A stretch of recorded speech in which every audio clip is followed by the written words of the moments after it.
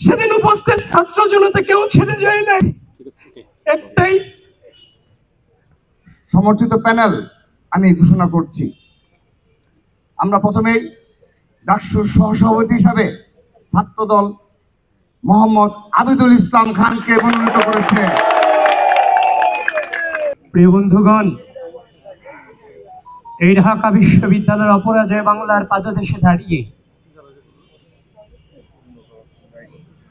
জীবনের সকল সম্ভাবনাকে উপেক্ষা করে রাষ্ট্রের তোরে নিজেকে বিলিয়ে দিতে শিখিয়েছে যে অনুভূতি, সে অনুভূতির নাম বাংলাদেশ জাতীয়তাবাদী ছাত্র। 2016 সালে যখন বিশ্ববিদ্যালয়ে এসেছিলাম,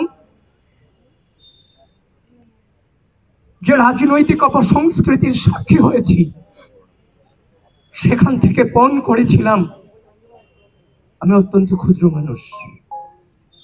আমি পণ করেছিলাম হয়তো কোনোদিন এই ঢাকা বিশ্ববিদ্যালয়ের মাটিতে সুস্থ ধারার শ্রদ্ধা স্নেহের রাজনৈতিক সংস্কৃতির সূচনা হয়তো বা হবে।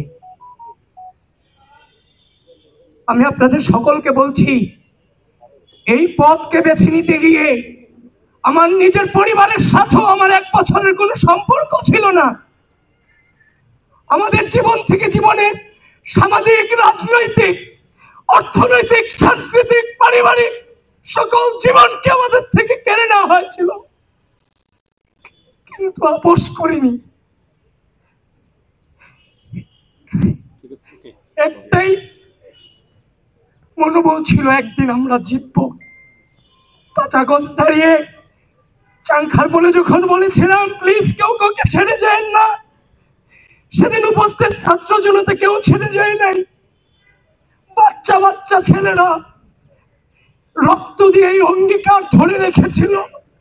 আজকে তাদের এই রক্তের বিনিময়ে অপরাজয় বাংলার পাদদেশে দাঁড়িয়ে একটি গণতান্ত্রিক বাংলাদেশ বিনির্মাণের সূচনা শুরু হয়েছে।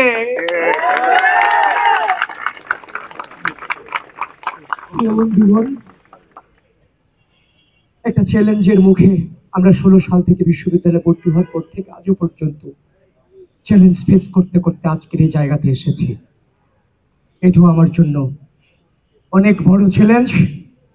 আমি আনন্দিত নই, তবে চ্যালেঞ্জ মোকাবেলা করার জন্য মানসিকভাবে সর্বোচ্চ প্রস্তুত ইনশাআল্লাহ। এবং সেই চাংখার পোলের মতো বলছি, আমরা আবারও বিজয়ী হব ইনশাআল্লাহ।